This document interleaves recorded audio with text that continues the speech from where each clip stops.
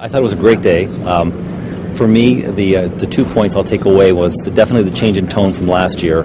Last year was doom and gloom, a lot of uncertainty on some of the basic capital necessities of running a business.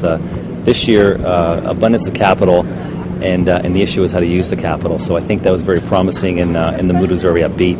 I think the second point for me was lessons learned, and in this crisis, it seems like focusing on basics, risk, underwriting always prevails in the end. So for me, that was two positive takeaways from the conference. Yeah, absolutely, and I would concur 100% with that on each of those points. I'd also add there a theme which we saw this year, which is a repeat of last year, is the distinction between what's going on here in Canada to what we're experiencing elsewhere in the world, particularly the United States.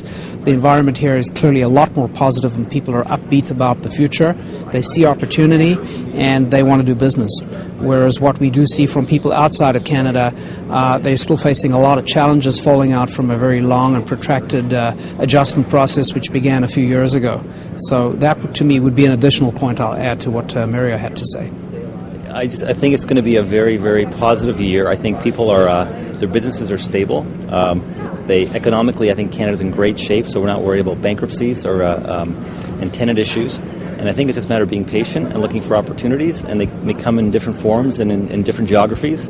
But everybody has a business plan this year, and so I think that's really, really positive. I think the other issue for the Canadian real estate sector, which is coming through clearly, is that it is inextricably tied to the underlying economy, and of course that ultimately translates into growth in jobs.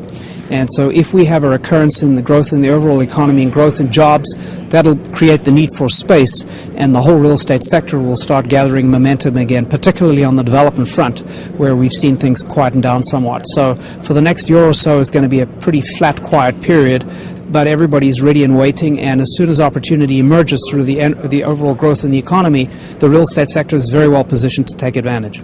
And I think one of the points mentioned on the last panel is people around the world are looking for yield, and Canada has the stability to offer that. So I think you'll see inflows of capital being very strong throughout the year and beyond. So I think that gives us a great foundation to take advantage of these circumstances as they arise. Yeah, and I'd add to that, just this is perhaps a little self-serving being in the banking industry, but the Canadian banks are in fantastic condition. And as a result of that, they do not need to go through substantial adjustment, repair, recapitalization as they do elsewhere in order just to rectify their situation. They're already in very good shape. That doesn't mean to say they'll never raise capital, but certainly they're in great condition and very willing and able to help the general economy grow.